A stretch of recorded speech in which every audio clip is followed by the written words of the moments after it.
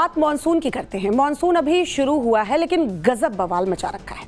नदियां ऐसे विकराल हो रही है मानो जुलाई होने का इंतजार ही कर रही थी।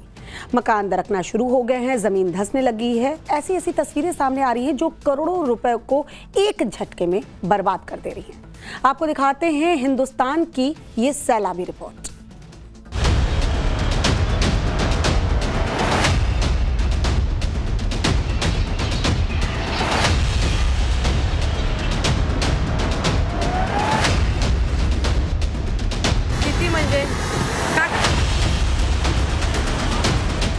आसमानी तबाही कहिए या कुदरत की नाराजगी, हिंदुस्तान का कोना कोना ऐसी तस्वीरें देखकर कांप रहा। मॉनसून के शुरुआती दौर में ही नदियां विकराल हो चली हैं।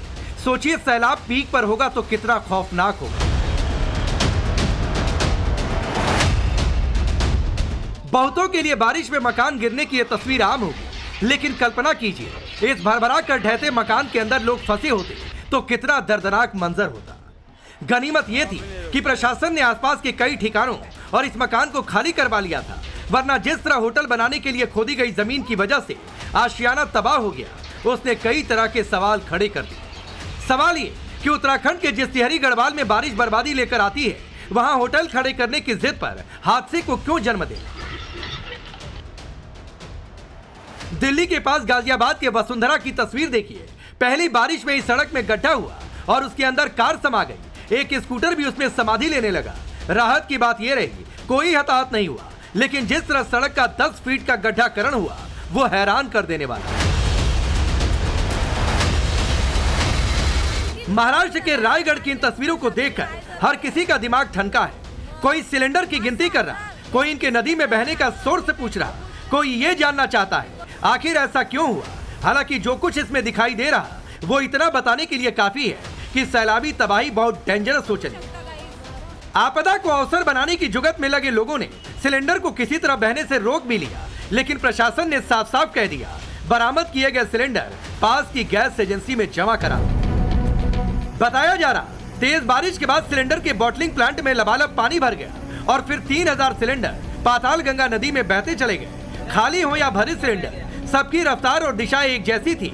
ऐसा लग रहा था जैसे सिलेंडर ना होकर लाल रंग के छोटे मोटे पत्थर बन गए। महाराष्ट्र के रत्नागिरी का ये डरावना वीडियो देखिए। ये लड़के किसी नदी नाले में नहीं फंसे, बल्कि सड़क पर उतर आए झरने के रौद्र रूप से बचने की कोशिश कर रहे हैं। सधे हुए कदमों के साथ ये मौत को मात देने की कोशिश करते हैं और आखिरकार उसमें सफल हो जाते हैं। मगर जिस तरह झरना अपना रास्ता छोड़कर सड़क पर उतर आया, उसने टूरिस्ट के जहन में खौफ पैदा कर दिया।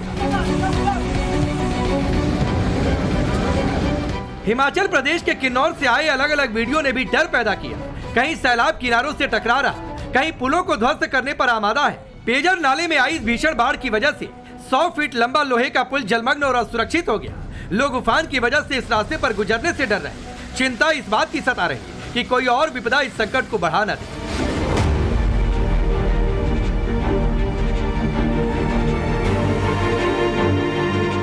वैसे इस वक्त संकट में सबसे ज्यादा गुजरात का सूरत है।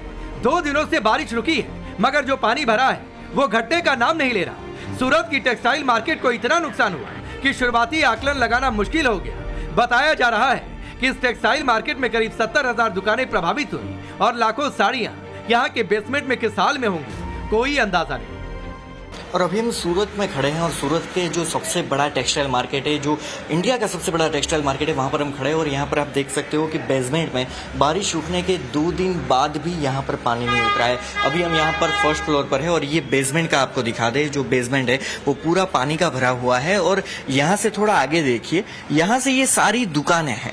ये जो आप देख सकते हो वो 10-10 फुट तक पानी भरा हुआ है। नीचे सारी जितनी भी दुकान है वो अभी तक पूरी डूबी हुई है। अंदर पानी अभी तक उतरा नहीं है, अभी उनके निकलने का कोई रास्ता नहीं बना है, जिसकी वजह से अंदर जितना भी माल सामान सब कुछ पड़ा था, जिन लोगों का जो भी सामान पड़ा हुआ था सब कुछ बह गया है। और सब कुछ गीला होने की वजह से टेक्सटाइल में भी काफी नुकसान हुआ है। बहुत माल साड़ी, इसमें कम से कम नहीं तो 1 लाख साड़ी फंसा हुआ है।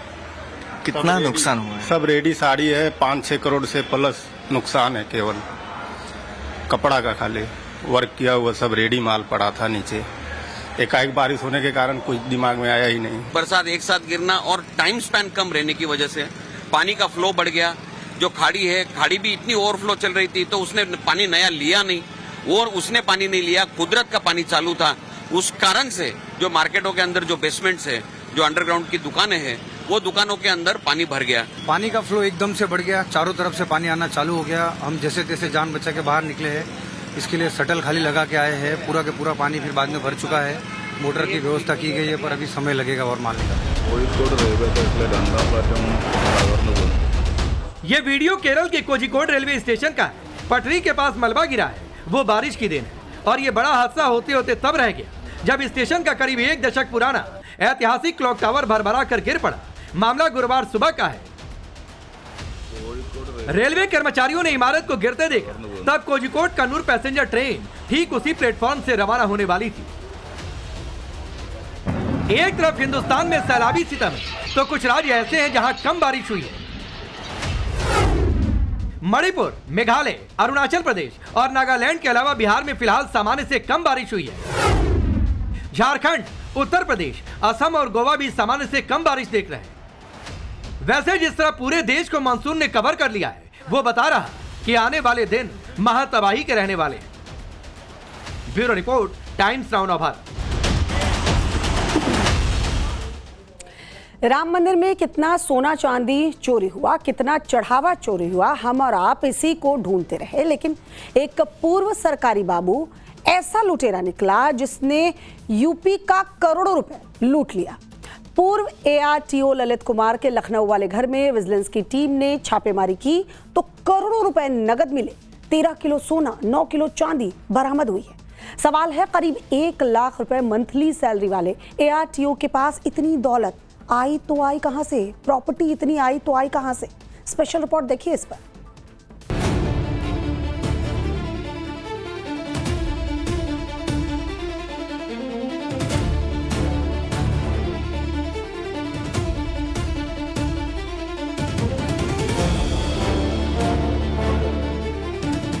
करोड़ों के नोटों की गड्डियां, 13 किलो सोने के बिस्किट, 9 किलो चांदी की ईंट और सिक्के, करोड़ों की संपत्ति के दस्तावेज। ये तस्वीरें किसी कारोबारी के वॉल्ट की नहीं हैं। ये किसी बैंक का स्ट्रांग रूम नहीं, ये यूपी के एक रिटायर्ड सरकारी अफसर के घर की तस्वीर है। कमरों के अंदर से निकलते नोटों के बंडल, अलमारियां खुली तो सोना बरसा, दस्तावेज निकले तो करोड़ों की जमीन जायदाद सामने आ गई। हर बरामदगी मानो ये सवाल पूछ रही थी कि आखिर सरकारी नौकरी में बेशुमार दौलत आई कहां से। एक पूर्व सरकारी अफसर के घर से ऐसा खजाना निकला कि विजिलेंस की टीम भी दंग रह गई। लखनऊ के बेहद पॉश माने जाने वाले अलीगंज इलाके में ये उनका आवास है। आपको दिखाते हैं, ललित कुमार वर्मा इनका नाम है। ये रिटायर्ड ARTO ऑफिसर है। ये जो मकान है, देखिए इस पर लिखा बाकायदा Lalit Kumar Sunita Verma, C143 sector E, चंद्रलोक कॉलोनी, अलीगंज। ये पता है अलीगंज का। जब विजिलेंस विभाग की टीम यहाँ पहुंची तो उसे यहाँ पे कैश, ज्वेलरी, सोने और चांदी के बिस्किट, ईंटें और बहुत सारे प्रॉपर्टीज के डॉक्यूमेंट्स मिले। आगरा में तैनात रहे पूर्व सहायक क्षेत्रीय परिवहन अधिकारी यानी ARTO ललित कुमार के लखनऊ स्थित चंद्रलोक कॉलोनी वाले घर पर अदालत से सर्च वारंट लेकर विजिलेंस की टीम ने छापा मारा।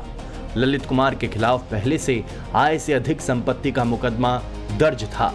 2 दिन चली कार्रवाई में घर का कोना कोना खंगाला गया और जैसे जैसे तलाशी आगे बढ़ी वैसे वैसे कुबेर का खजाना बाहर आता गया।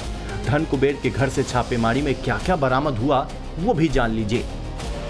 घर के अलग अलग हिस्सों में पैकेट में छिपा कर रखा गया 1 करोड़ 62 लाख रुपए कैश, 13 किलो सोना जिसमें सोने के बिस्किट और गहने जिसकी कीमत लगभग 20 करोड़ रुपए है, 9 किलो चांदी की ईंट, सिक्के और गहने, करीब 35 करोड़ की बेनामी संपत्ति के दस्तावेज, लखनऊ, बाराबंकी, रायबरेली में जमीन और नोएडा में फ्लैट के दस्तावेज, डाकघर योजनाएं, म्यूचुअल फंड और FD के दस्तावेज, टोयोटा इनोवा और हुंडई की कारें और एक रिवॉल्वर।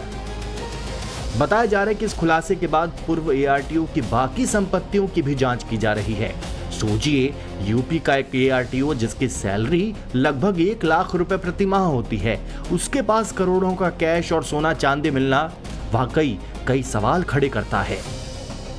अभी तक जो बरामदगी हुई है, जितने कैश और जो ज्वेलरी और सोने और चांदी के ईंटें बरामदगी हुई है, उनकी कीमत करीब 35 करोड़ से ज़्यादा है। लेकिन जब इन फ्लैट्स की, इन प्रॉपर्टीज़ की वैल्यूएशन होगी तो वो और भी ज़्यादा होगी और कहा जा रहा है कि ये 50 करोड़ से ज़्यादा का मामला है। हालांकि ये आरटीओ ऑफिसर रहे हैं, इनकी तैनाती जो आखिरी तैनाती थी वो आगरा में थी और इनके खिलाफ आय से अधिक की संपत्ति का मामला था जो विजिलेंस विभाग जांच कर रही थी। और उसी जांच के तहत जो है विजिलेंस विभाग जो है कल परसों 2 दिन, परसों और कल यहाँ पर रेड की और तमाम प्रॉपर्टीज़ के डॉक्यूमेंट्स, तमाम ज्वेलरी और तमाम जो है सोने और चांदी की ईंटें, बिस्किट और कैश जो है यहाँ से बरामद किया है। फिलहाल पूरे मामले में जांच अभी भी जारी है।